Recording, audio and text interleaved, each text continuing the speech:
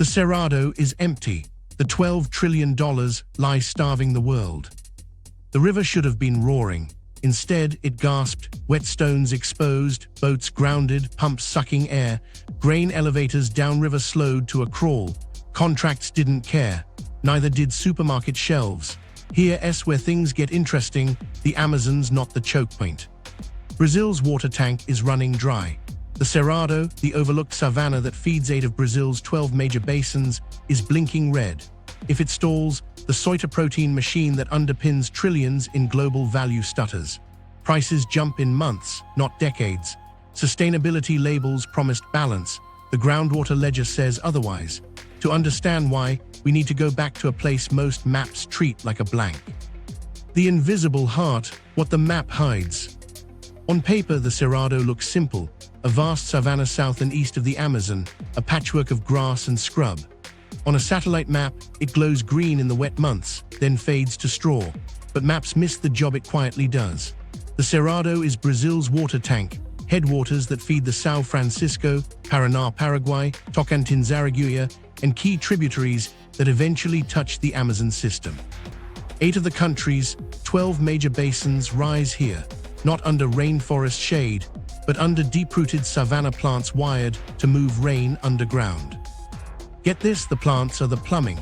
Native species evolved with roots that reach meters down.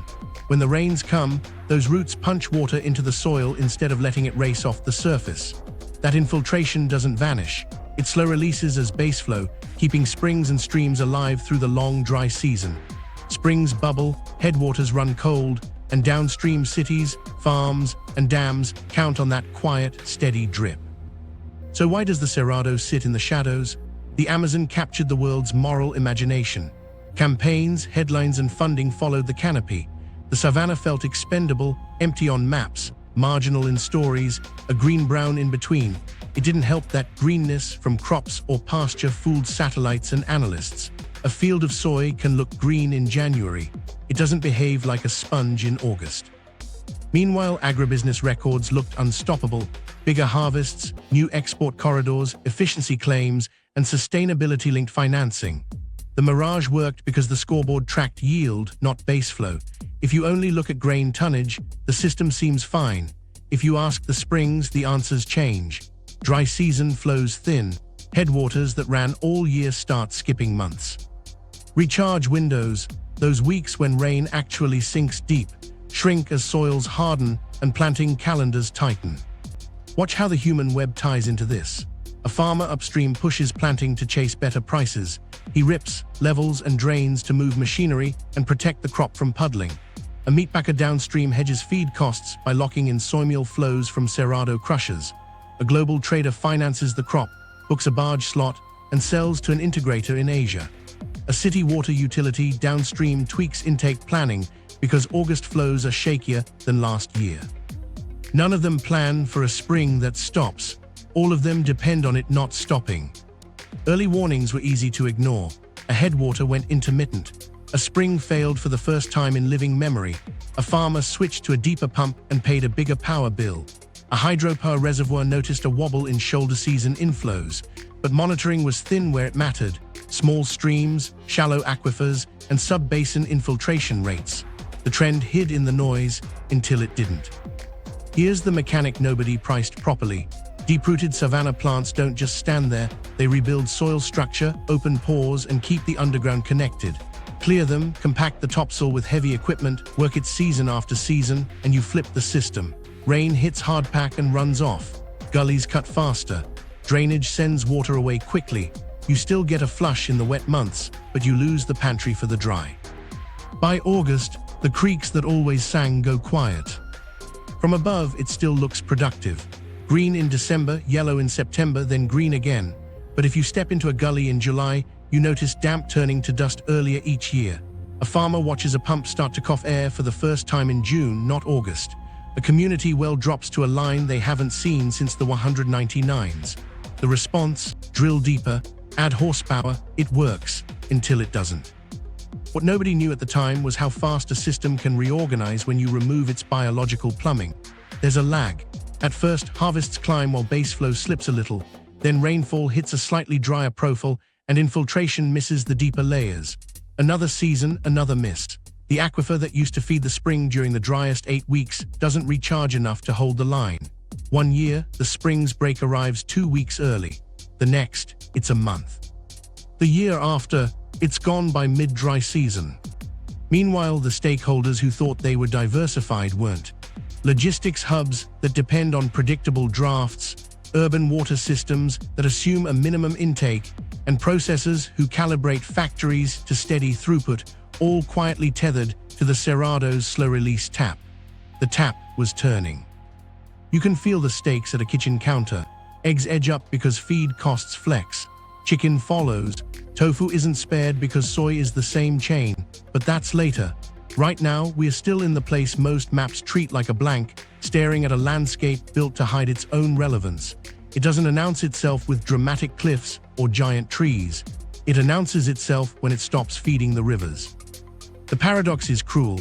A system that looks dry at the surface is the one that keeps everything wet when it matters. When the roots are intact, the Cerrado hoards rain and pays it out slowly. When the roots are gone, the land pays fast and then goes quiet. The scoreboard loves fast, the rivers need slow. But hold on, because what I'm about to tell you next explains the money. The $12 trillion lie, financialized geography. Here's the part nobody wants on a prospectus. The Cerrado isn't just a landscape, it's a stacked balance sheet. Start with soy. Beans become meal, meal becomes protein, chicken, pork, eggs, tofu, moving through integrators from Guyana to Guangdong. Upstream sit crushers and feed mills that live on throughput. Downstream are buyers who can swap brands but not biology. Now layer the scaffolding. Futures on Chicago screens, currency hedges in Sao Paulo, shipping contracts pinned to draft assumptions, fertilizer credit timed to harvests, and insurance priced off yesterday's weather. Every line item quietly assumes the groundwater pantry pays out through August. Money treats hydrology like background music. Banks extend working capital against projected yields and forward sales. Traders pre-sell cargoes months out, booking barge slots on interior rivers sized for normal water. Loan covenants include transport KPIs that assume drafts will hold and plants will crush on cadence. If flows thin, those KPIs wobble. A barge that can't load full pushes demurrage into cash flow. A plant that idles for lack of meal presses EBITDA against debt service.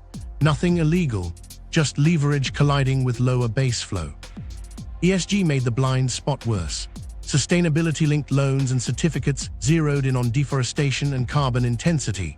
Important but incomplete. You can pass a canopy test and still compact soils, drain fields fast, and break the vertical pathways that refill aquifers.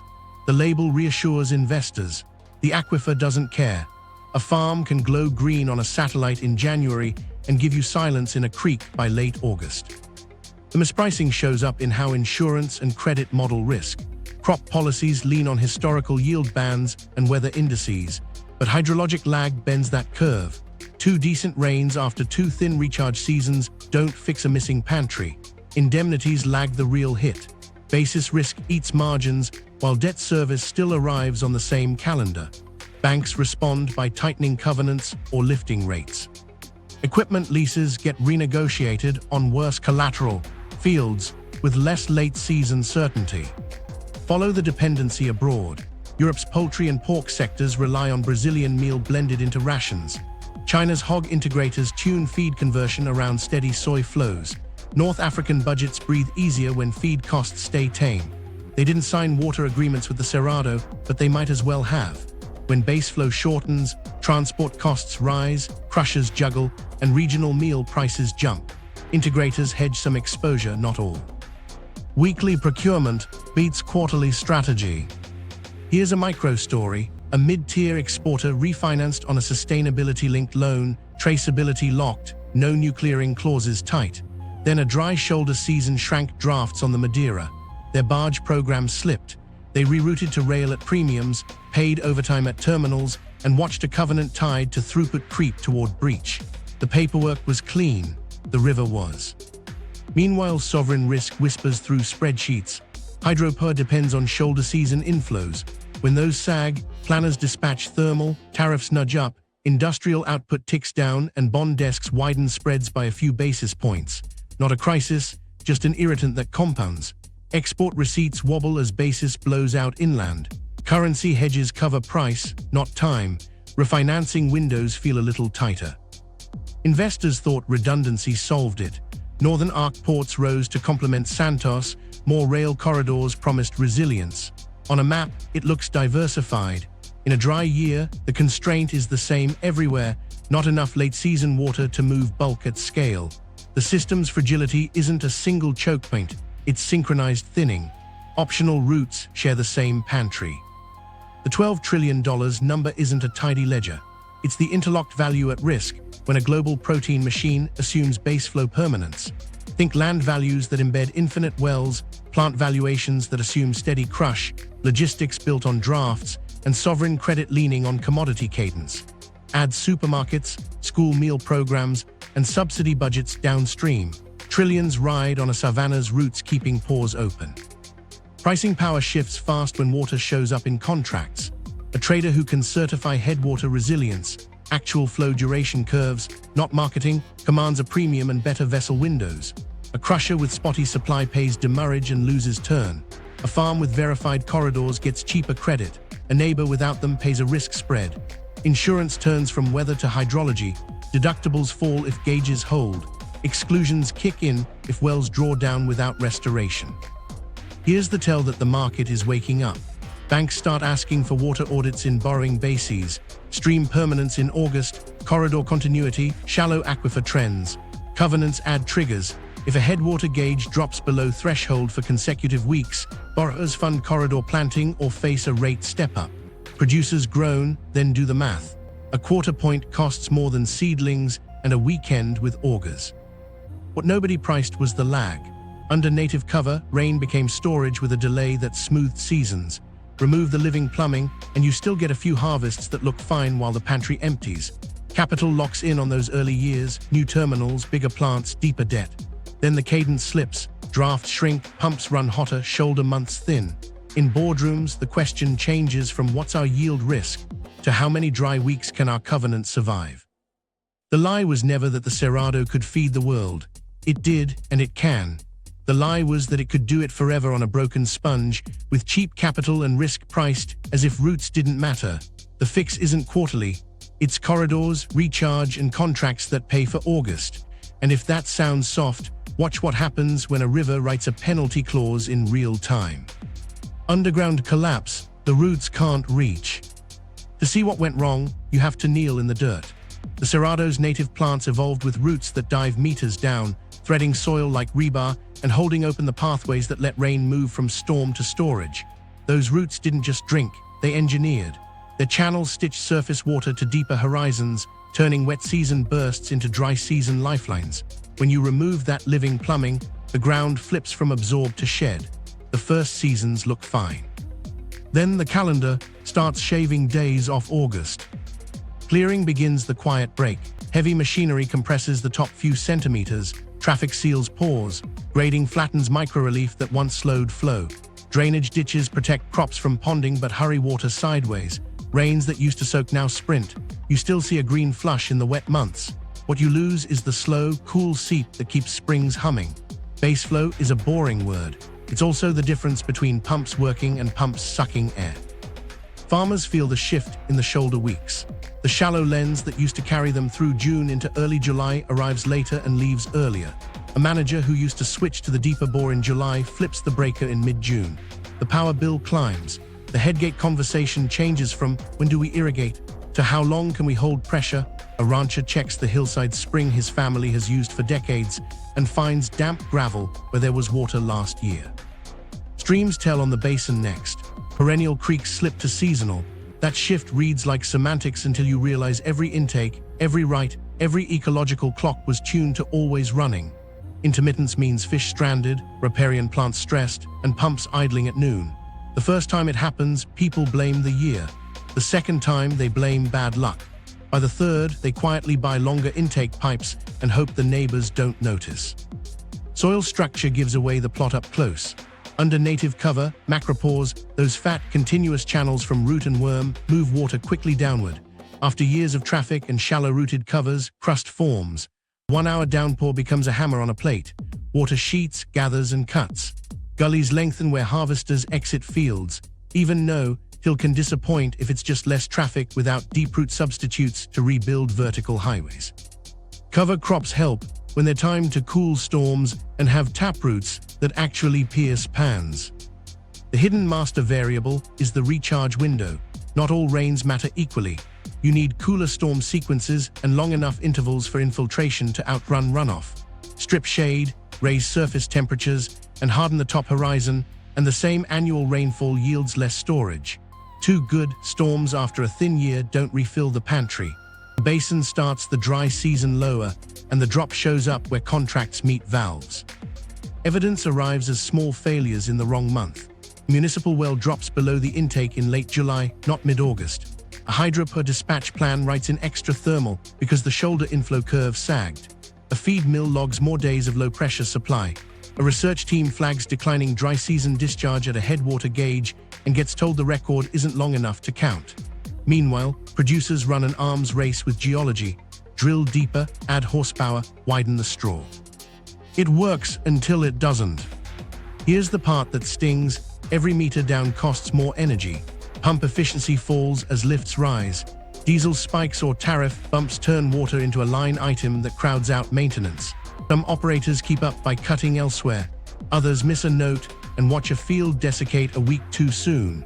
The aquifer took years to stabilize under deep roots. It doesn't forgive quick withdrawals on a thinner recharge. A micro-story says more than a chart. A cooperative's agronomist keeps a pocket notebook. In 2015, he wrote, June 28 switch to deep bore. In 2019, June 17.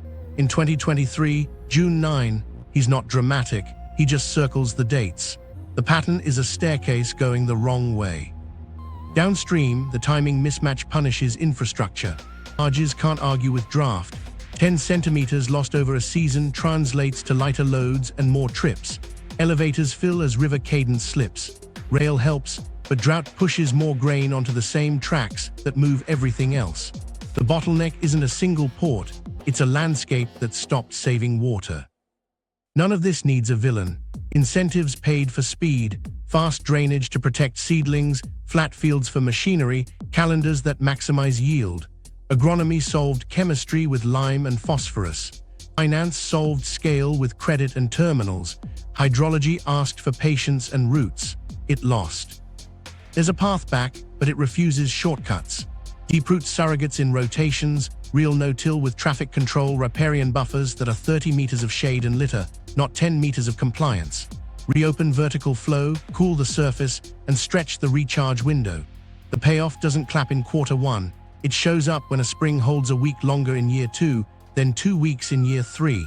That's base flow returning. Until then, the collapse stays underground, writing itself into energy bills, draft restrictions, and protein prices. The roots can't reach, neither can the water, and the market is about to learn what that feels like when the calendar turns to August. The 3 shocks by minute 5. Shock 1 arrives like a skipped heartbeat, and then a day 0. At 6:00 a.m., a town opens its valves and nothing comes. Taps hiss, then cough air. By 9:15, the mayor stands beside a dry intake pipe, microphone shaking, announcing tanker rotations and a 2-bucket limit per household. In the square, a line snakes past the statue and into the sun. A nurse in scrubs holds 2 jugs and checks her watch. Clinic starts in 20 minutes. This wasn't a freak outage. A headwater that ran every month missed August. The next year, it missed July too. Across the plateau, clusters of perennial creeks turned seasonal together. Municipal intakes were engineered around minimum flows that no longer exist. Hydro per dispatch counted on shoulder season trickles that didn't arrive. Fish stranded in warm puddles. Groundwater-dependent communities timed life to always and ran into not today. Intermittence unthreaded all of it, synchronized by a basin-wide squeeze in recharge windows. Stakes got human fast. A factory paused sterilization mid-cycle because pressure dipped to 0 for 19 minutes. A reservoir operator punched in thermal backup to cover a flat inflow curve. School principals sent texts, "Bring labeled water bottles tomorrow." The phrase, dry season management, turned into weekly crisis calendar. Shock 2 hits the dinner plate, quiet then sharp. In a supermarket aisle, a parent stares at the dairy and egg case and does math out loud. Milk or eggs, not both. Meal is the hinge, soy to feed to protein. When streams thin, crushers shorten shifts, barge drafts cut loads, and regional meal prices jump. Integrators hedge price, not absence. Eggs move first, ration tweaks show up in days. A week later, broiler chicken stickers change overnight. Pork grinds higher over months. Tofu doesn't rescue anyone, it rides the same soybean. Households switch cuts, stretch stews, and put one carton back. Poorer families cut fastest, and that cut is not taste, it's growth for kids who needed those proteins. Timing does the damage. Insurance pays months later. Credit lines renew quarterly. Feed procurement is weekly. Plants live day to day. A mill manager staggers shifts because meal is late, then calls growers to hold birds longer. Feed conversion worsens, space tightens, stress rises. Supermarkets sit on prices for a weekend to keep traffic, then lift every tag on Monday. The index will call it inflation. Shoppers call it a choice they didn't have. Shock 3 is the logistics choke you can see from space. A satellite pass catches a gray ribbon of river lined with motionless dots. Hundreds of barges grounded in a low-water queue that doesn't move for days. Lose 10 to 20 centimeters of draft inland and everything compacts. Barges light load, more trips, less tonnage, higher unit costs. Queues lengthen. A Panamax misses its berth at Santarém or Santos, and demurrage starts ticking.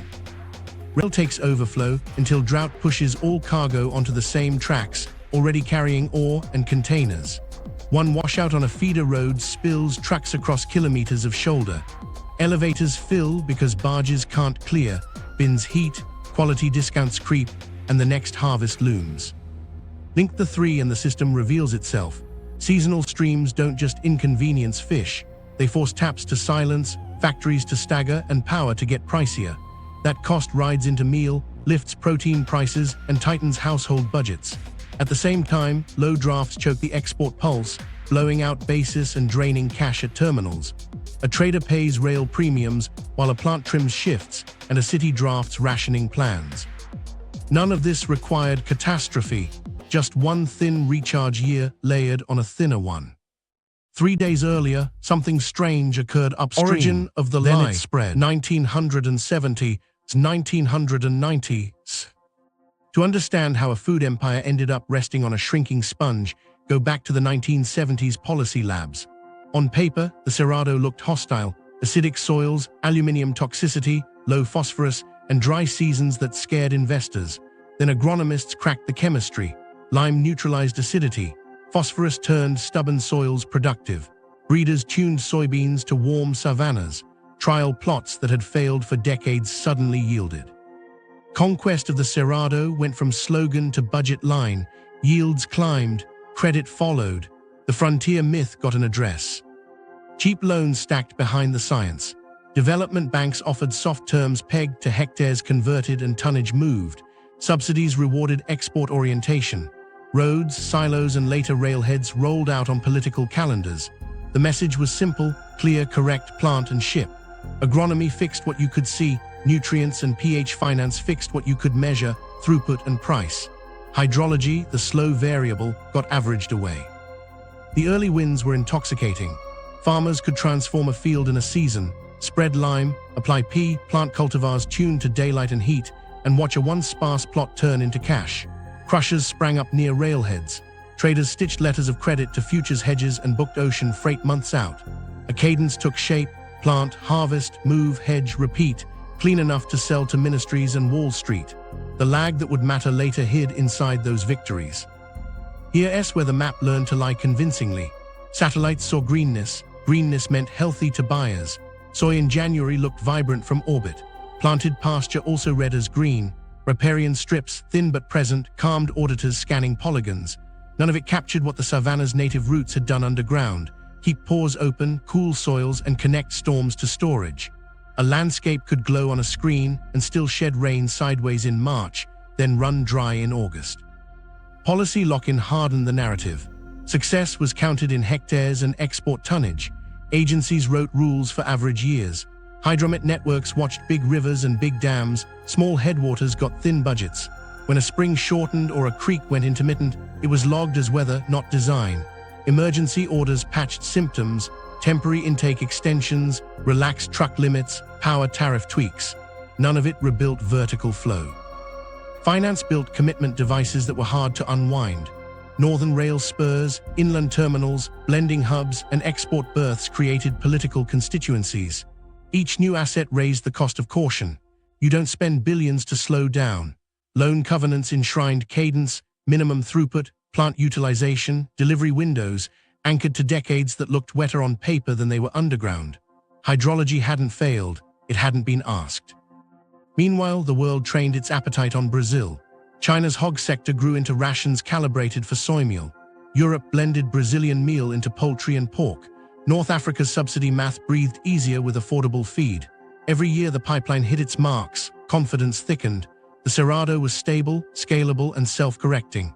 ESG arrived in the 199s and put canopy at the center. Zero deforestation became the gatekeeper metric. Important, yes, but incomplete. A farm could protect trees and still crush soil, drain fields fast, and shorten recharge windows. The audits nodded, the springs didn't. A detail everyone missed sat in time. Under native cover, rain didn't become river right away. It became storage, then slow release. Clear the deep-rooted lattice, compact the top horizon, and the pantry keeps feeding you for a while. Early harvests look great because you're drawing on yesterday's savings. Capital notices success, not lag. Credit expands, terminals scale. Plant investments assume tomorrow looks like the best of yesterday. Then annual rain lands on hotter soil with fewer vertical pathways. Infiltration misses the deeper layers. Dry season flows shave days, then weeks. The gauges, where they existed, whispered a warning that spreadsheets couldn't hear. Micro-moments told the truth before the models did. A co-op agronomist in the late 198s wrote that a hillside spring near trial plots quit for 2 weeks most winters. He chalked it up to rainfall variance and moved on to a fertilizer response curve that won him funding. A municipal engineer noted low-pressure episodes in August and blamed urban growth, not upstream compaction. A terminal manager logged more days of light-loaded barges and called it a river quirk. Each note was a clue. Together, they were a pattern. By the 199s, the machine was locked. Agronomy solved chemistry, finance solved scale, logistics solved distance, and marketing solved doubt. The Cerrado had been conquered in the only ledger that mattered: exports. The paradox never made the slide deck. Deep roots had built a water economy that the new economy was quietly spending down. And because the damage lived underground and paid out as delays, premiums, and pressure drops months later, it didn't look like a culprit. It looked like weather. What the 197s to 199s era invented, the 202s would have to renegotiate. Growth that assumed infinite recharge, risk-priced as if baseflow were permanent, and a global protein train that ran on rails and rivers powered by roots. The lie wasn't evil, it was omission, and the bill was scheduled for August. Urban thirst, cities downstream start to blink. While the frontier scaled, cities downstream began to blink. Brasilia once felt insulated, headwaters in every direction, reservoirs with comfortable margins, engineers who trusted the average. Then the shoulder seasons thinned. Utility managers started counting dependable intake days the way traders count basis points. A decade ago, they planned smooth into August. Now they sketch scenarios where July wobbles and August needs rationing. They rotate pumps, drop intakes, and pin hopes on a cool front that lingers long enough to open a recharge window. Goiânia felt it on the factory floor before households did. Pressure dips arrived at awkward moments, 19 minutes at midday, enough to scramble cleaning cycles and force rework. Procurement wrote quiet memos, expect intermittent intake constraints in Q3. Nobody wanted headlines. Everyone saw the trend. Hospitals rehearsed 48-hour water cuts like fire drills. The drill ended fine. The invoice for standby tankers came back double last year's price. A procurement officer circled the number and wrote one word: trend. Hydropower set the rhythm, and that rhythm stumbled. Dispatch planners used to count on shoulder inflows to bridge tariffs. When baseflow sagged, they pushed thermal. Tariffs nudged up. Factories shifted hours to dodge peak prices. What looked like an energy story was a water story with a spreadsheet accent. 2 thin weeks in late winter meant power plants ran hotter, budgets tightened, and the next maintenance window moved. It didn't scream crisis, it bled costs. Allocation fights arrived as letters, not brawls. Municipal utilities petitioned basin agencies for emergency flexibility. Irrigators argued a cut would kill a season's cash flow. Licenses were written for normal years that don't exist anymore. Judges tried to be fair with old maps and new droughts. The organized and well-lawyered tended to win the first round. Everyone else waited for rain or trucks. The law lagged because it was built on permanence. Permits assumed perennial streams. Drought plans assumed variance around a stable mean. The mean slid. Agencies improvised. Rotational cuts, intake relocations, fines that strung small users and bounced off big ones. In some basins, emergency orders bought a week. The next year, the orders arrived earlier. The calendar told the story. The dry season was lengthening where the routes were shortest. Corporate recalibration moved quietly. Beverage plants ran intake reliability models. How many days below threshold? Food processors added on-site storage, signed tanker contracts, and learned the price of water with a driver attached. Fertilizer blenders modeled delays when barge drafts fell and diesel surged. None of it created water. It shifted who paid for scarcity. Energy budgets crept, maintenance backlogs grew, and water risk surcharge appeared on logistics quotes like a dare. Households adapted in familiar ways. Buckets in bathrooms, shorter showers, laundry shifted to the hour when pressure held. In neighborhoods at the grid's edge, wells that once bridged dry spells sputtered. Water trucks charged a markup. That cash came from groceries, rent, and shoes. The official inflation line lagged. The lived inflation didn't. Utilities did smart, necessary work. They deepened intakes, dredged sediments, built into ties between reservoirs to shuffle reliability. Those projects assumed a minimum of slow water to move. When clusters of springs shortened together, clever networks hit hard limits. You can replumb scarcity, you can't mint base flow. Dispatch boards filled with monitor notes. Engineers became gamblers, hedging between pressure, quality, and politics. Port math made urban pain worse. When drafts shrank inland, grain shifted to road and rail. Trucks that hauled soy burned the same diesel and used the same corridors utilities needed for emergency moves. Congestion raised costs for everyone. A city manager heard priority slot surcharge from a hauler who used to say yes in an hour. It wasn't malice. It was scarcity bumping elbows with scarcity. Here's a micro moment that lands with weight. A mid-sized city switched a treatment plant to night-only operations for a week to ride cooler intake windows. The water tasted different, not bad, just off. Call centers lit up. The utility posted a calm note, safe, temporary, necessary. 2 days later, a school principal emailed parents with a request, send kids with labeled bottles on Friday. Hydrology turned into backpacks. The quiet metric that mattered most was days above threshold, not averages, days. How many days did the intake hold pressure without overtime pumps? How many days did a spring feed a treatment plant past noon? How many days did reservoir interties cover a wobble without pulling turbidity out of range? That count fed bond rollovers, insurance renewals, and board risk slides. Interest rates shifted on that count. So did hiring plans. Cities found a lever upstream. It wasn't a desal plant or a new canal. It was corridors. Utilities could contract for liters per second in dry weeks the way they contracted for peak power. Pay landowners to keep headwater gauges above target during August. Verify with loggers. Penalize bare fallow in recharge windows. Co-fund seedlings, fencing, and deep root covers. The invoice line read ecosystem service. The service was blunt, taps that didn't wheeze on Tuesday. This is where downstream met upstream without romance. The cheapest resilience per cubic meter wasn't concrete. It was shade, roots, and time. A city could spend millions deepening intakes and still lose if the springs kept shortening, or it could spend less upstream and buy days in August that kept everything else cheaper. That choice wasn't ideological. It was arithmetic written by a river gauge. Chokepoint math, rails, ports, and the dry corridor. While cities were blinking, the export machine hit a quieter wall. Water is the constraint twice, once in the field, once under the barge. Redundancy on a glossy map. Santos in the south, the northern arc upriver, looks like insurance. In reality, both depend on interior drafts that lean on the same shrinking base flow.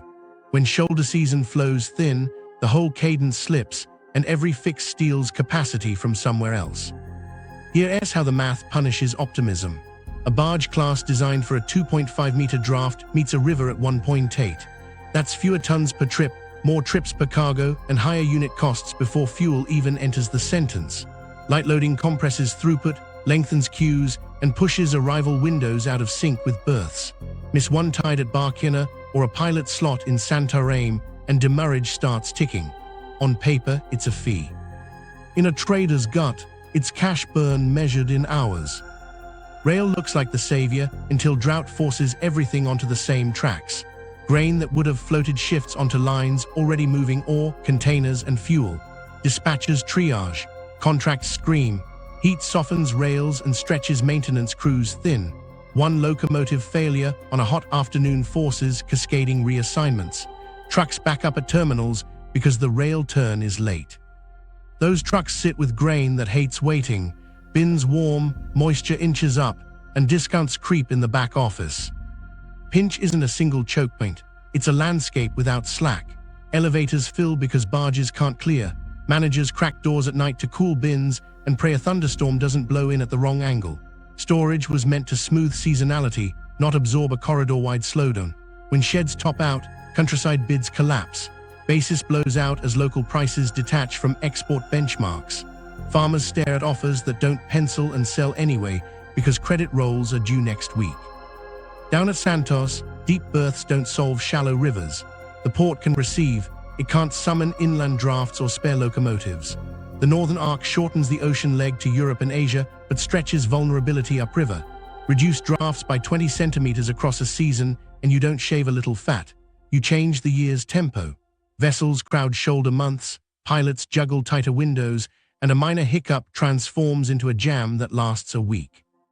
Meanwhile, inspectors, cranes, and tugboats can't stretch the day. 3 days earlier, a terminal chief in Miritituba watched the dashboard turn orange, then red. The gauge slipped below the line that lets their standard barge class load to plan. They switched to partials, doubled trips, and burned fuel. Convoys missed a tide window at Santarém. A Panamax at anchor burned an extra day, then two. The charter party didn't blink. Penalties landed. The replacement slot at the seaport was 8 days out, and the hedge covered price, not time. While that was happening upriver, dispatchers down south were doing air traffic control with trains. Grain displaced containers on some runs, then lost to ore on others. A single washout on a feeder road spilled trucks across kilometers of shoulder. Drivers slept 2 nights in cabs. The WhatsApp groups filled with grain depth selfies and time-stamped gate slips. The map said diversified. The queue said synchronized constraint. Insurance starts to reflect this math. Underwriters once priced terminal downtime and storm risk. Now they add low draft penalties and corridor congestion riders. Premiums rise for interior programs without verified headwater resilience. If a shipper can show flow duration curves holding above threshold in the dry months, rates bend back a bit. If not, the policy reads like a weather tax stapled to a logistics bill. Quality risk creeps in beneath the headlines. Grain that sits longer inland doesn't just cost carry, it risks spoilage. Managers refan, recondition, and pray the next auger doesn't trip. Contracts allow for some variance, not a season of it. Discounts nibble margins in a dozen cuts.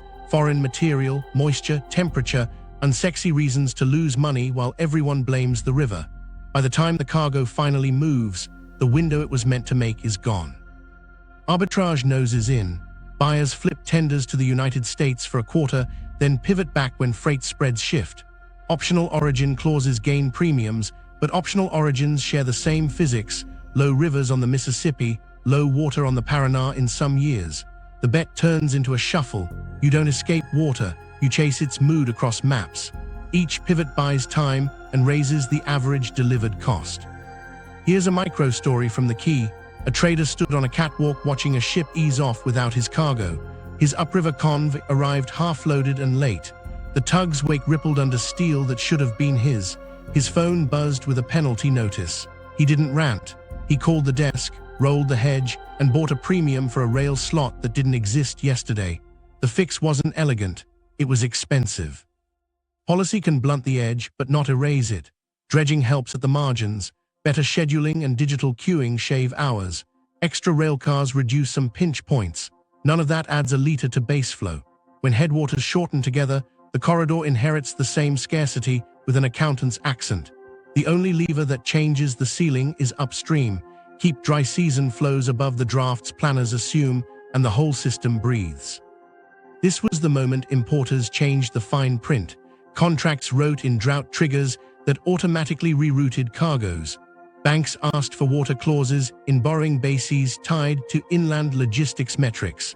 Optional origin wasn't just about price anymore, it was about presence. And presence depends on drafts, which depend on a Savanna's roots. The protein chain fracture. From the key to the cold case, the gap is shorter than it looks. When drafts slip and barges light load, soy meal stops being a commodity and starts being a constraint. Integrators feel it first.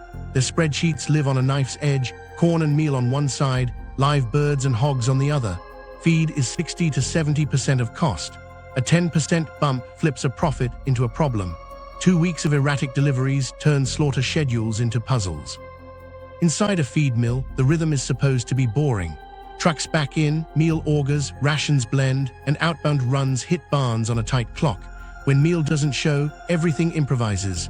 Mills call crushers for partials. Crushers squeeze loads through congested corridors, paying premiums for rail and burning hours at terminals. You can hedge price, you can't hedge a truck that isn't there. Pass-through punishes hesitation. Processors try to swallow the hit for a week, maybe 2. Retailers push back on list hikes until they can't. When they finally move, stickers jump across the cold case in clusters. Eggs lead because layers feel ration tweaks within days. Broiler chicken follows with a short lag. Pork grinds higher over months. Tofu doesn't dodge it, soy is soy. Households stretch proteins with starch, switch cuts, and drop a carton. Poorer families cut fastest. That subtraction isn't taste, it's growth and cognition. Substitution sounds clever in meetings and dies in barns. Sunflower meal isn't available at scale. Canola has its own constraints and rides the same terminals. Rice, bran and copra can fill corners in Southeast Asia, but rations need rebalancing and performance dips. Nutritionists adjust, but adjustments aren't deliveries. The constraint isn't ingenuity, it's timing and transport. Here's where debt sharpens the fracture. Integrators finance silo expansions and plant upgrades back when water was assumed. Covenants measured EBITDA and throughput, not stream permanence. When meal costs spike and volumes wobble, clauses trip. Banks grant waivers once. Insurance covers yield in fields, not meal shortages on a Tuesday. Basis risk lands the same week payroll hits. Micro story, a mid-size integrator in Mato Grosso do Sul receives half its meal allotment on a Monday. The mill stretches rations and calls growers to slow feed. Birds hold past target weight, conversion worsens, space tightens, and the next batch slips. By Friday, the plant trims a shift. Payroll still runs. The finance team opens a fresh credit line at a worse rate and emails procurement. Pay premiums, secure trucks. It's not strategy, it's survival. Feed scarcity bleeds into welfare and biosecurity. Longer holds stress animals. Barn density creeps as harvest slips. Managers juggle ventilation and litter quality while waiting for deliveries. A veterinarian warns about opportunistic pathogens in heat. These aren't headlines, they're Tuesday memos with consequences. Crushers juggle too. Seed intake slows when elevators fill. Residual oil specs drift if runs stop and start. Energy costs climb as plants cycle. Contracts allow variance, not chaos. A crusher misses a delivery window, pays demurrage upstream and penalties downstream, and retools shifts over a weekend. Reputation takes a silent hit that turns into next quarter's tougher negotiations. In import-dependent regions, the politics sharpen. North African governments can hold bread prices, but protein sneaks past controls. Poultry is the first meat for many families. When feed costs rise, subsidies stretch, black markets bloom, and street prices detach from policy. In Southeast Asia, buyers split tenders across the United States and Argentina with a Brazil option, then discover rivers have opinions in all three. Delivered protein gets a new floor. It rarely drops to the old one. Quality drift piles on. Meal from alternate origins carries different fiber and toxin profiles. Mills can blend, but consistency suffers under scarcity. Performance slips a few points, enough to matter at scale. A processor's margin vanishes in decimal places that never make the news. Timing is the cruelty. Weekly feed procurement faces a corridor that clears in months. Insurance and claims trails operate on quarters. Payroll is Friday. A supermarket category manager holds prices into a weekend to keep traffic, then moves tags on Monday after 2 suppliers blink. The index will call it inflation. Shoppers call it a shrug and 1 fewer pack. Micro story, a buyer in Jakarta thinks she's diversified, half from Brazil, a quarter from the United States, a quarter from Argentina. The Mississippi dips, the Paraná hiccups, and drafts sag in the northern arc. Her shipments stagger. She pays 3 premiums and still ration cuts 2 plants for 6 days. She didn't fail, the model did. Optional origins share physics. All the while, the invisible meter keeps ticking, liters per second in August. When headwaters hold, crushers run, mills hum, and integrators keep cadence. When they don't, every fix costs more than the last. Premiums harden into baselines, waivers turn into rates, nutrition slides in quiet increments. So the fracture isn't a crack you can photograph. It's a calendar sliding left, deliveries late, holds long, costs ahead of receipts. Proteins ride on water the same way barges do. You can optimize everything else. If the sponge doesn't pay in the dry weeks, restoration the chain pays instead. Recharge vs. yields. Everyone agrees on the diagnosis. The sponge is gone. The fight begins with the cure. On paper, restoration is simple. Put deep roots back where water needs a way down. In practice, every hectare has a lender, a planting schedule, a contractor, and a buyer asking for volume now. Hydrology moves in seasons and years. Debt moves in weeks and quarters. That mismatch is the paradox. Farmers hear 2 clocks. The agronomy clock says rebuild vertical flow, real no-till with traffic control, deeper-rooted covers, multi-species rotations, and fallows time to cool storms. The bank clock says hit throughput, service the note, and don't spook the buyer. Many tried, no-till as fewer passes and a thin residue mat. It helped on erosion and diesel. It didn't reopen the vertical highways the native lattice kept. The fix that works is slower. Taprooted covers, brachiaria, pigeon pea, radish, stacked with cereals to stitch pores and armor the surface, then timed termination so rain meets roots, not pans. Riparian buffers are the obvious start. 30 meters of shade and litter cools soil, catches overland flow, and invites infiltration. 10 looks cheaper and satisfies a regulation. 30 works. Corridors from hilltop to midslope to streambed link rain to channels.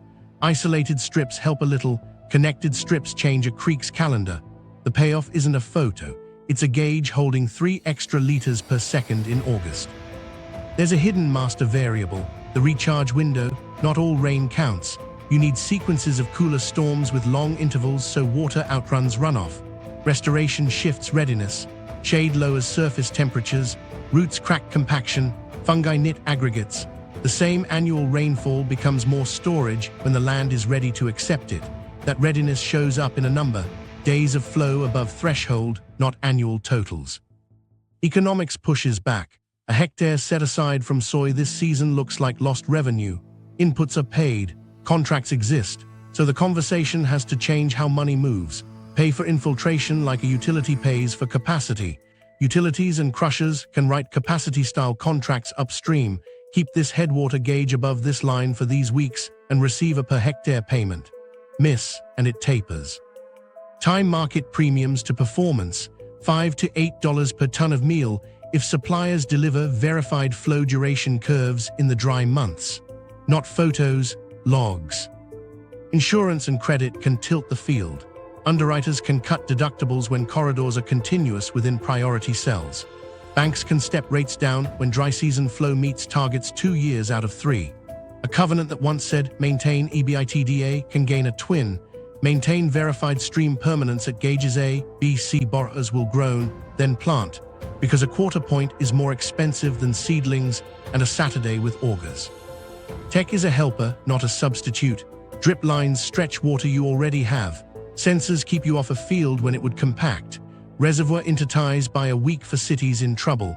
None of that mint base flow. Without deep roots reopening vertical flow, efficiency becomes a way to manage decline faster.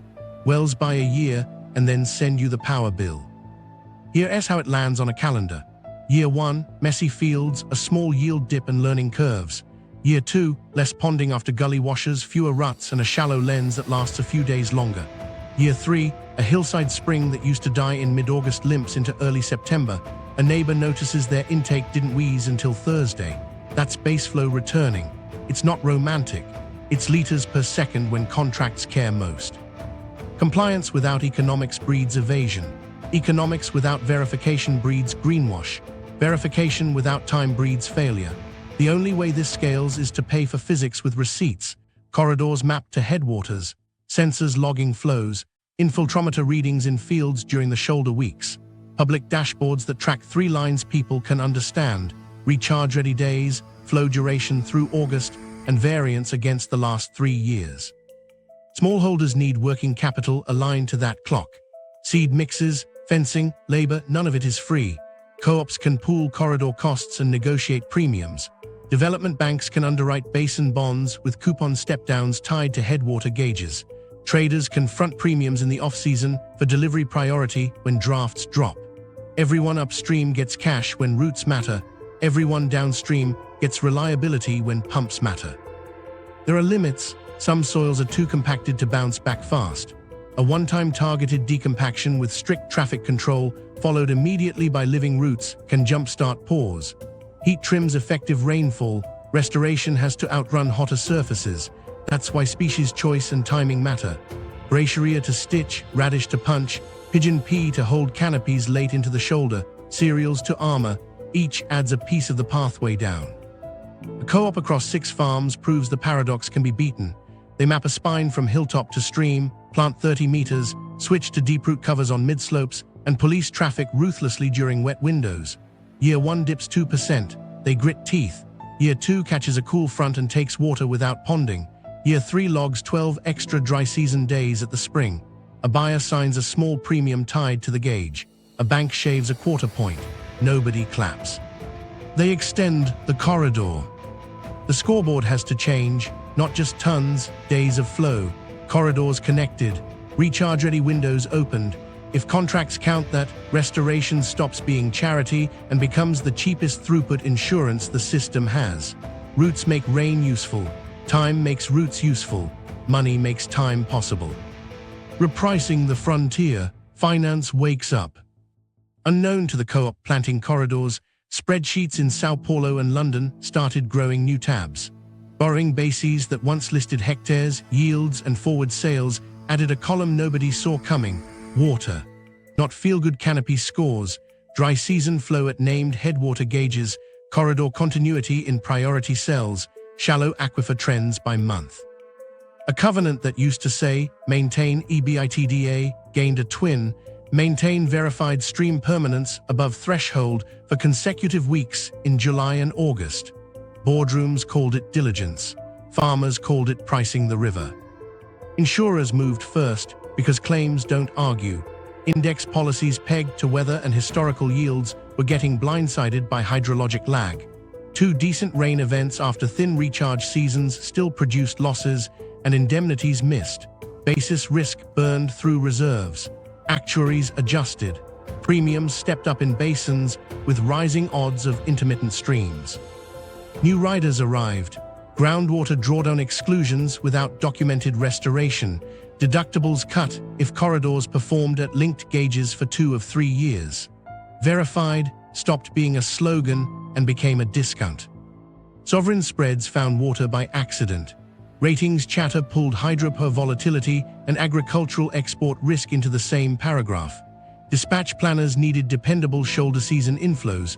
When those sagged, tariffs nudged up, margins thinned, and output slipped.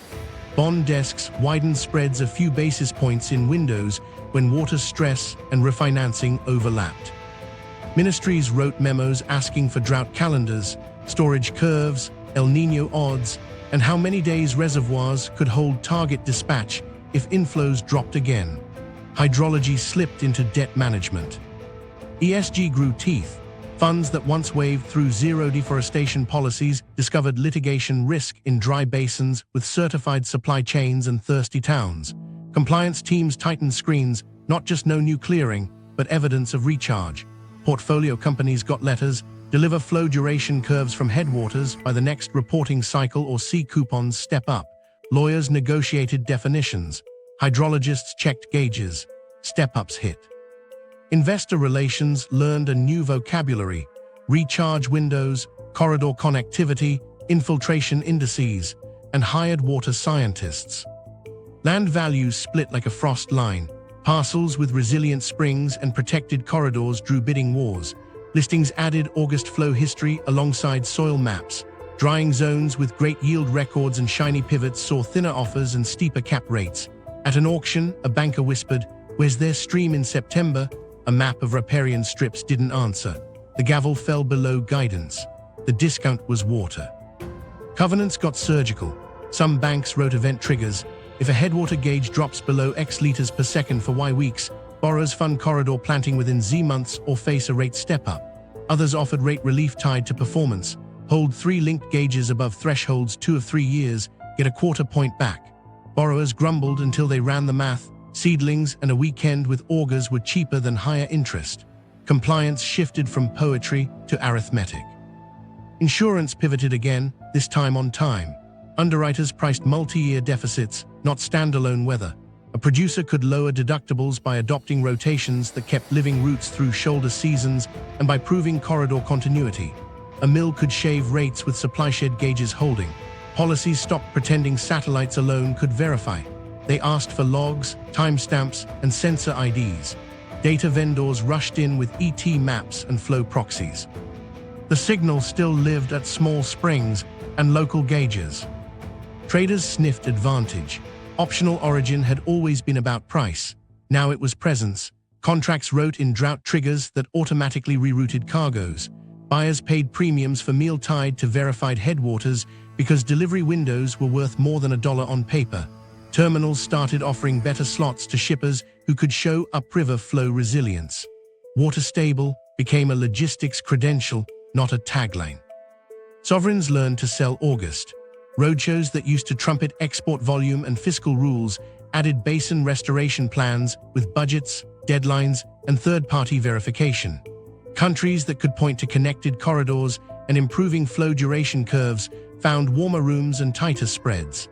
Others paid a small, stubborn premium their advisors called macro and their critics called avoidable. Private equity spotted a roll-up. Funds assembled platforms in wet pockets, parcels with perennial springs and neighbors willing to co-fund buffers, and pitched them as water-stable to pensions chasing yield without headline risk. The playbook was simple: lock corridors, document gauges, secure premiums, refinance cheaper. It sounded faddish until insurers priced it and banks underwrote it. Then it sounded like a new asset class hiding in an old one. Microstory: a 1,000-hectare farm hits the block with clean titles and a 5-year yield streak. The pitch is slick. Bids climb, then stall. A bidder asks for August flow logs. The seller points at a satellite mask. The bidder shakes his head. The gavel lands 20% light. 3 months later, the neighbor with corridors documented and a spring that held to late September sells over ask.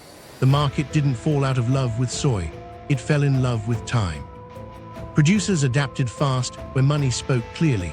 Some formed water councils with binding rules that borrowed from power markets, capacity-style payments for dry season flow, penalties for bare fallow in recharge windows, shared dashboards for gauges everyone could see.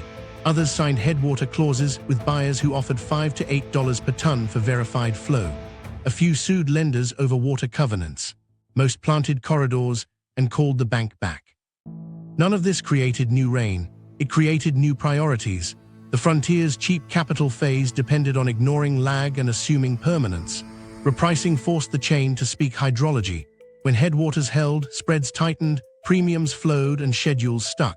When they did not, rates stepped up, demurrage ticked, and discounts crept. The Savanna didn't change its rules. Finance finally read them. The global substitution, Mirage. From the outside, the fix sounds neat. If Brazil blinks, flip to the United States, Argentina, or Paraguay. Optional origin solves everything. Traders love that slide, bars of capacity, arrows between ports, a tidy assurance that supply is fungible. Then the season starts, the rivers talk, and the math phrase. Start with climate's choreography. El Niño and La Niña don't take turns politely across hemispheres. They overlap, misalign, and sometimes push heat and drought into the same logistics windows. A Brazilian shoulder season squeeze often rhymes with low stages on the Mississippi or a tight Paraná. You don't need synchronized crop failures to break substitutions. You only need synchronized drafts, tug availability, and heat waves that shave capacity off all the corridors that count. Capacity is a word with a lot of asterisks.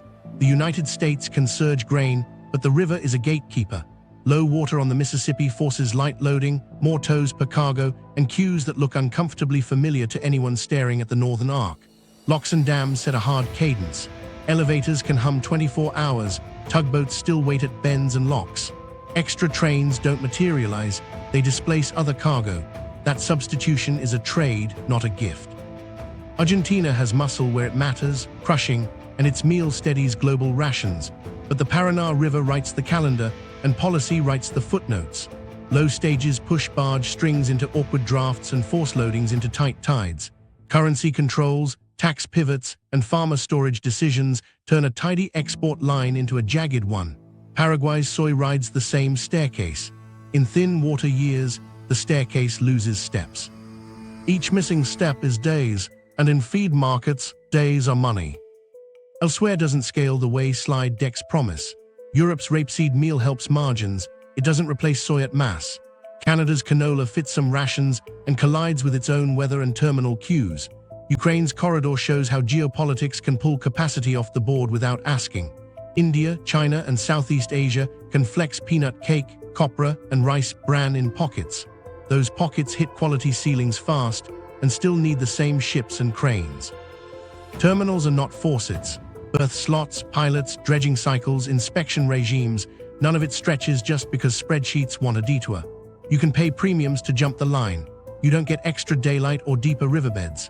A surge in the Gulf during a Brazilian squeeze means someone else's corn, wheat, or fertilizer slides to the right. Europe's ports juggle energy cargoes, containers, and grain with choreography that leaves little slack. North African intake windows are narrow apertures, one crane down and a week slips. Quality comes with its own gravity. Rations tuned to Brazilian meal don't always sing with substitutes. Fiber shifts, residual oil varies, toxin profiles change with weather and storage. Nutritionists adjust, but adjustment costs time and performance, and both are scarce inside a squeeze. Blending can smooth edges until every origin is tight. Then you're blending scarcity with scarcity. Fertilizer rides shotgun and sometimes takes the wheel. The marginal acre saved by substitution needs nitrogen and potash that arrive on ships and rails already booked. If input prices climb while you chase volume elsewhere, the rescue acre turns into a marginal loss. Farmers hesitate, underapply, or shift rotations. The illusion of instant capacity meets the reality of a supply chain that wears the same droughts and geopolitics as grain. Insurance doesn't rescue logistics. Clauses cover price, not presence. Optional origin contracts add drought triggers, but the triggers fire into a world where all the options share physics. You can reroute a vessel booking. You can't conjure 10 centimeters of draft on a river that decided to sulk this season. The market clears at a higher delivered cost and a later delivery date. Households eat that calendar. Here's a micro moment that exposes the model. A buyer in Manila splits tenders, half Brazil, a quarter United States, a quarter Argentina, with Paraguay as a flexible add. 2 months later, Mississippi stages dip, the Paraná hiccups, and Brazilian drafts sag. Her shipments stagger. She pays 3 premiums, writes 2 apology letters to plants, and ration cuts for 6 days. She didn't miss the hedge missed the river. Arbitrage hunts daylight and tightens the next turn. Buyers pivot to the United States for a quarter, lift prices, and lock in a new floor baked into next season's offers.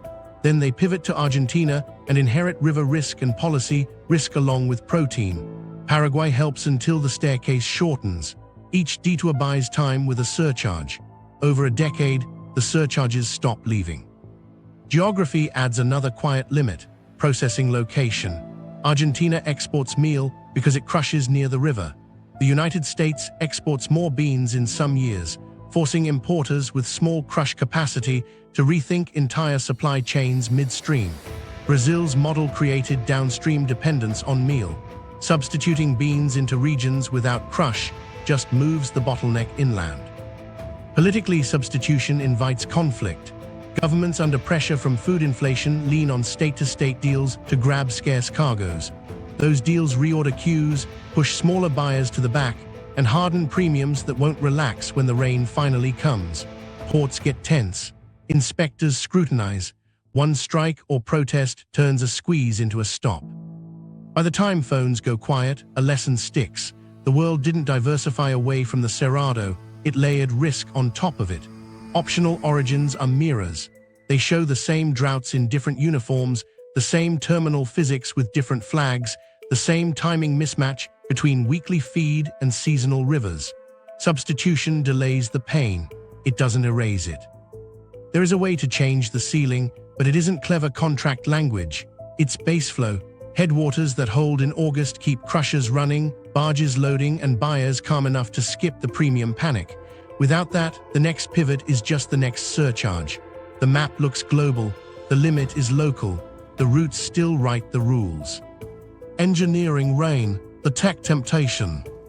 From a distance, the fix looked clean. If water variance breaks the machine, smooth the sky. Cloud seeding pilots traced silver streaks into gray over key basins. Reports came back careful and upbeat, small localized boost when clouds were already primed. The catch lived in heat. A warmer atmosphere holds more moisture, but releases it in shorter bursts. Seeding can nudge a marginal cloud. It can't cool a baked surface or rebuild the sponge that decides whether rain sinks or sprints. Hardware arrived with confidence. Irrigation pivots arced certainty across fields that once trusted the season. For a couple of years, yields held. Then wells deepened, lifts rose, and energy bills climbed. Pivots turn water into crop efficiently. They don't create water. In a basin already running a storage deficit, every extra millimeter pumped widened the hole. Diesel spikes and tariff bumps turn the fix into a liability. Managers shut pivots off mid-season and watched plants brown sooner than the spreadsheet allowed. Dams and diversions promised control. Build storage, move water, balance agriculture with power. On paper, hydropower and irrigation could handshake across months. In practice, the inflow variability squeezing farms squeezed dispatch too. The shoulder season trickle that used to bridge August now arrived later and left earlier. Triaging releases turned into a weekly coin toss. Keep turbines spinning or keep canals alive. Each emergency solved a headline and created a deficit somewhere else. The basin felt like a short blanket in a cold room. Sensors and satellites offered truth without politics. Put eyes in the sky, probes in the ground, and make cheating expensive. Enforcement improved. Illegal clearing flashed red faster. Unauthorized withdrawals pinged dashboards. Corridor continuity was visible from a laptop, but mirrors don't make water. Without deep roots and shade, the best telemetry documented decline with higher resolution. The real value was contractual. Pay for infiltration and verify it with logs, not slogans. Then geopolitics walked into the weather lab. If cloud seeding becomes an insurance policy for food corridors, neighbors downwind start counting raindrops. A dry season with marginal gains upstream and marginal losses downstream breeds suspicion. Letters fly, rumors move markets. The science stays careful, the perception doesn't. The last thing a protein chain needs is a diplomatic fight over who stole a storm. Tech still mattered, inside a different order of operations. Drip lines stretched scarce water on high-value acres where aquifers were stable. Soil moisture probes kept tractors off fields when one pass would crush pores. Reservoir interties bought days for cities when base flow thinned. But every tool performed better in a landscape that welcomed water in, not just shoved it around. Without roots reopening vertical flow, efficiency accelerated the countdown. Here's where finance and tech finally aligned to physics. Verification turned into value.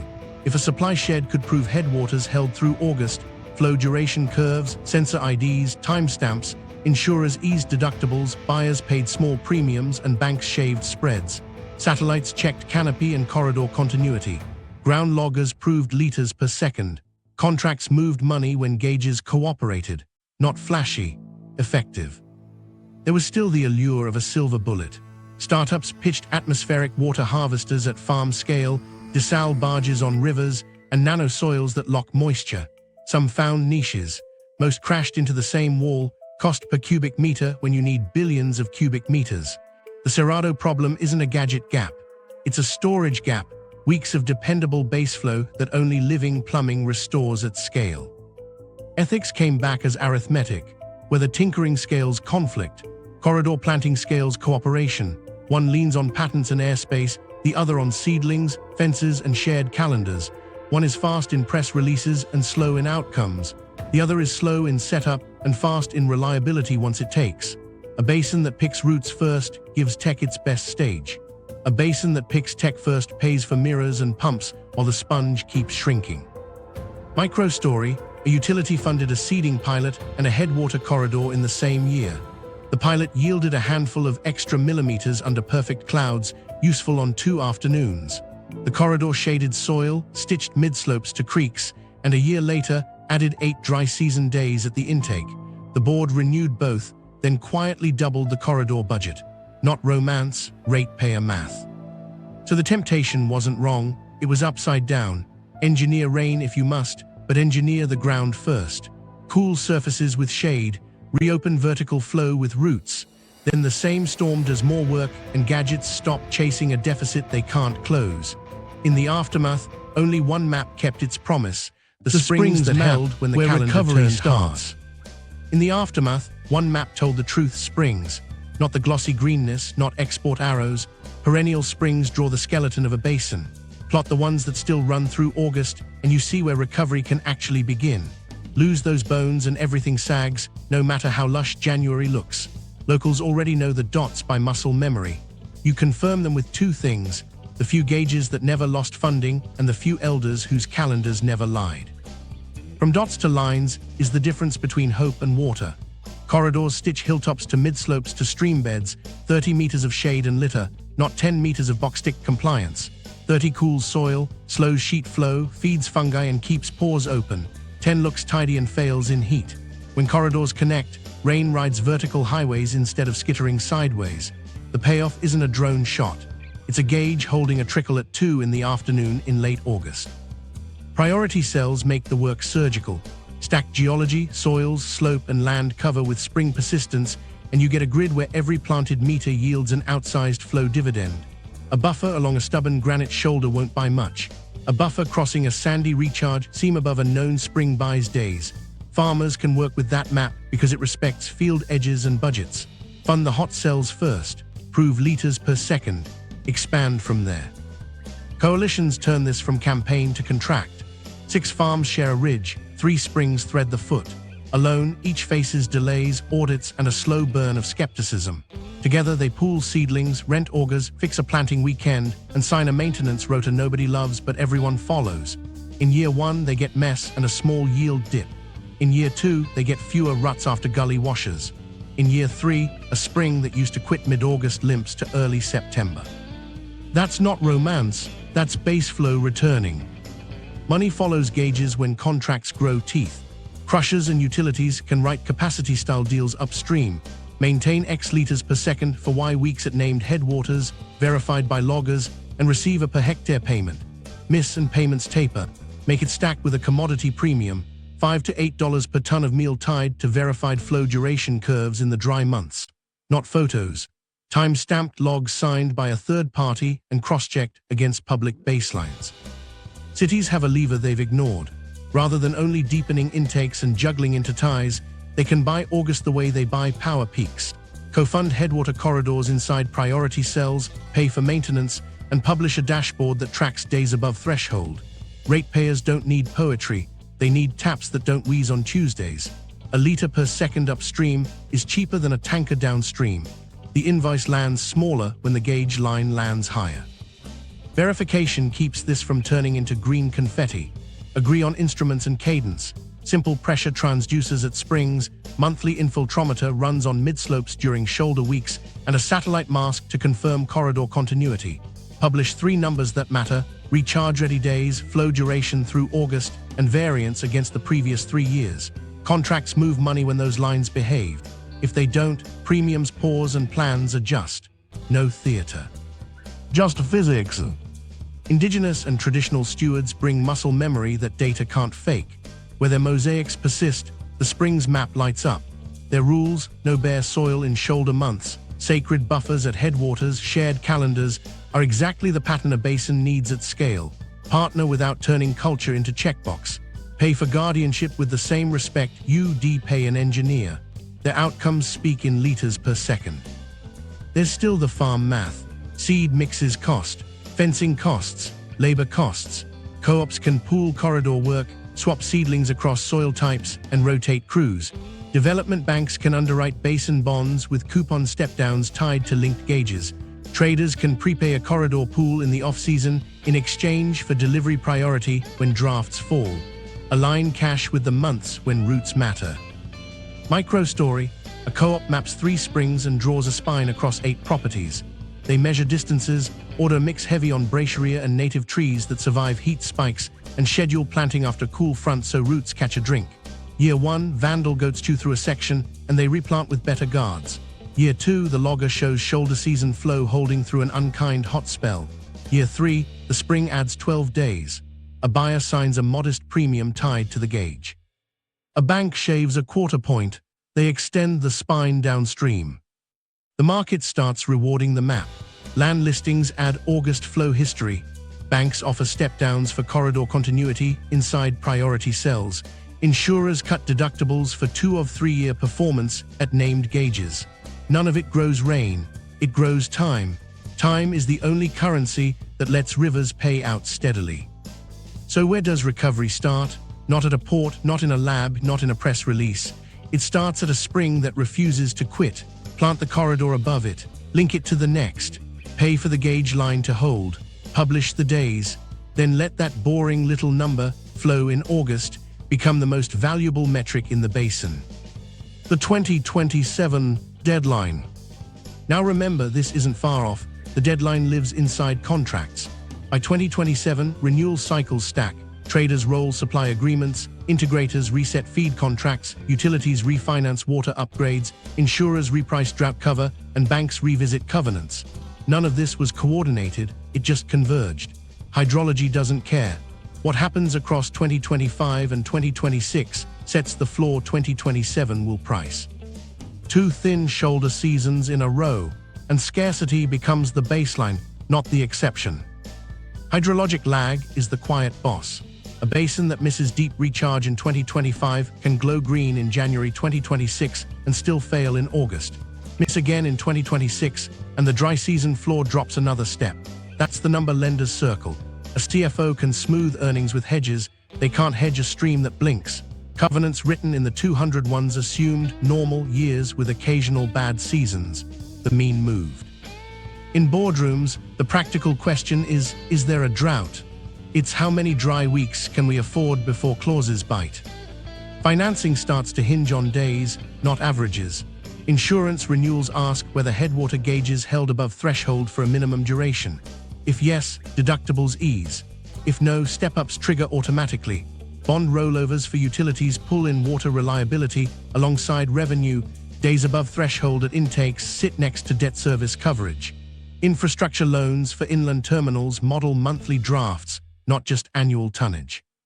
A project that penciled at 2.5 meters looks brittle at 1.9.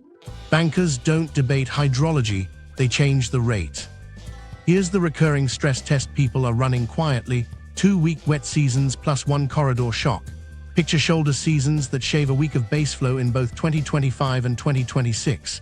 Then add a 2027 pinch, reduced drafts on a key river, an overrun on a rail maintenance block, or a labor gridlock during peak flow. Alone, each is survivable. In sequence, they force choices. Plants cut shifts. Exporters pay through the nose for early slots. Cities stage rolling rationing. The spreadsheet calls it variance. Paychecks and grocery lists call it a month that doesn't balance. Outcome bands widen. On the mild end, you get moderate food inflation and tighter cash cycles, painful, navigable. In the middle band, protein availability slides in cities that thought they were insulated. On the hard edge, subsidy budgets crack in import-dependent countries, and nutrition programs cut protein per meal. The buffer decides who absorbs the hit. Suppliers with verified headwaters, connected corridors, and premiums tied to springs pass less pain downstream. Everyone else pays more, waits longer, and argues with clauses that don't blink. Agency is the uncomfortable part. The lag means 2027 pricing is being written now. Corridors planted in 2024 show up in 2026 gauges. Rotations that keep living routes in shoulder months widen the recharge window a year ahead. A supplier who waits for proof will get it on an invoice with a surcharge. A city that funds upstream infiltration buys a cheaper 2027 than one that bets on tankers and overtime pumps. A trader who ties premiums to flow duration curves locks presence, while competitors bid for late rail. So who moves first? States can enforce legal reserves that aren't decorative, accelerate corridor planting in priority cells, and align public credit with recharge. Traders can pay for verified springs and write capacity-style clauses into delivery terms. Utilities can co-fund headwaters and treat liters per second like peak power. Banks can step rates down for 2 or 3 year performance at named gauges and step them up when streams blink. Insurers can reward corridor continuity with lower deductibles and price multi-year deficits like the risk they are. The clock isn't cosmic, it's contractual. Harvest calendars, renewal windows, and maintenance outages have dates. If the shoulder seasons run thin twice, those dates lock in a higher floor. If headwaters hold through August in 2025 and 2026, 2027 breathes. If they don't, premiums turn into baselines, waivers turn into rates, and emergency plans become operating plans. The choice is dry and simple. Buy August now or rent it expensively later. Corridors, rotations, and gauges aren't slogans, they're the only lever that moves the ceiling. Pick the cells, plant the spine, verify the flow, and write the money around the physics. One decision in the off-season reroutes a century of food. The choice architecture. Here's where things get interesting, turning a diagnosis into rules you can actually live by. Start with policy that speaks soil and time. Make legal reserves real, not decorative. Tie corridor widths to headwater class and verify by flow, not photos. A simple rule works. If the dry season gauge holds above target for a set duration, upstream landowners get a per hectare payment. If it slips, payment tapers. Penalize bare fallow and compaction during recharge windows. The fine shouldn't be moral. It should match the cost of lost base flow downstream. Markets can lock this in. Index premiums and credit spreads to verified recharge. A soy supplier with connected headwater corridors and 3 years of flow duration curves earns a price lift per ton and a quarter point off financing. A crusher that certifies perennial springs in its shed gets earlier berth priority and lower demurrage insurance. Tie working capital to hydrology. Maintain stream permanence in August and your line rolls automatically. Miss it and the cost steps up. That's not charity, it's risk priced with receipts. Corporations own the middle. Supplier scorecards already track carbon and deforestation, add springs and stream permanence with real weight. Contracts can say, by 2026, deliver meal sourced from subsheds where headwaters stayed perennial at or above X liters per second for Y weeks. Build a glide path. Year 1, partial premiums for mapped corridors and planted buffers in priority cells. Year 2, full premiums when gauges prove it. Publish the criteria, an acceptable map, layers, so nobody is guessing. Communities need teeth and calendars. Water councils with binding dry year rules beat ad hoc fights. Set tiered curtailments that trigger on flow thresholds, not press conferences. Pre-negotiate small reservoir releases to bolster intakes and keep creeks alive 1 more week. Put loggers on a shared dashboard so everyone watches the same line drop to the same number. When a cut hits, it isn't rumor. It's a circuit breaker that was agreed to before the sky turned hard and blue. Narrative moves money. Stop selling the Amazon alone. Name the Cerrado in classrooms, contracts, and city halls. When a retailer tells customers their chicken depends on headwaters near Jatai, not just rainforests, it reframes value. When a minister stands in front of a springs map instead of a pie chart, it resets what success looks like. Greenness isn't the goal, August is. There's a practical choreography to shifts on farm. Ban deep tillage on vulnerable slopes during the recharge window. Offer zero-interest loans for seed mixes with deep-root surrogates, bracharia, pigeon pea, radish, time to shoulder rains. Require traffic control plans on fields inside priority cells. Equip co-ops with small decompactors that run once, followed immediately by living roots so pores don't collapse. fun nurseries for corridor species that survive heat spikes. The details look fussy. They decide whether a buffer lasts or dies in year 2. Finance can tilt from the flank. Development banks can underwrite basin bonds, where coupon step-downs kick in when flow targets are met across linked gauges. Municipal utilities can issue August capacity contracts upstream, paying landowners a fixed fee for verifiable liters per second in dry weeks. Traders can pre-fund a forward premium pool, commit dollars now to suppliers who hit corridor milestones in the off-season, then take delivery priority when drafts fall. The point is simple: move cash into the months when routes matter most. Enforcement needs a ladder. Start with warnings and technical support. Escalate to fines per hectare of bare fallow in priority cells during recharge windows. Reserve hard sanctions for repeat offenders whose practices cause measured flow losses downstream. Pair penalties with off-ramps. Enroll in a verified infiltration plan, and the fine converts into a performance bond you earn back with flow. No crusades, just consequences aligned with physics. Data is the referee. Agree on instruments, simple pressure transducers at springs, handheld infiltrometers on fields, satellite masks for corridor continuity. Set public baselines, update monthly during the dry season, and lock the series for contracts. Don't drown anyone in dashboards. Publish 3 lines, recharge ready days, flow duration through August, and variance against the previous 3 years. Everything else belongs in spreadsheets, not headlines. Here's the proof this isn't theory. A co-op straddling 2 townships stops arguing about who goes first. They map a corridor spine across 8 farms, plant 30 meters, switch mid-slopes to deep root covers, and police traffic during wet windows. Year 1 dips 2%. They grit their teeth and measure. Year 2 catches a cool front. Water sinks without ponding. Year 3 logs 12 extra dry season days at the spring. A buyer signs a small premium tied to the gauge. A bank shaves a quarter point. Nobody claps. They extend the corridor. Scale needs standards people can meet. Publish a basin playbook with 3 tiers. Baseline, no bare fallow in priority cells during recharge windows. Corridor continuity, 30 meters minimum, connected hilltop to stream, species list by soil. Performance proof, flow duration curves hitting targets 2 of 3 years. Tie each tier to money, subsidies, premiums, and rate relief. Keep the bar high enough to matter, low enough to enter, and raise it as the sponge responds. Remember the order of operations. Don't pour concrete for new canals before you fix the land that's supposed to feed them. Don't promise cloud seeding to voters before you can show a spring that held 2 weeks longer because neighbors planted trees. Don't ask farmers to carry the whole cost when cities and traders drink the dividend. Align the clocks, soil, finance, and politics moving toward the same August. One more micro moment. A utility signs an August capacity contract with a water council upstream, pay for X liters per second if gauges hold Y days. The council plants corridors, rotates routes through the shoulder, and posts the logs. 2 years later, the intake misses 1 hot week by a hair. The payment tapers, not vanishes.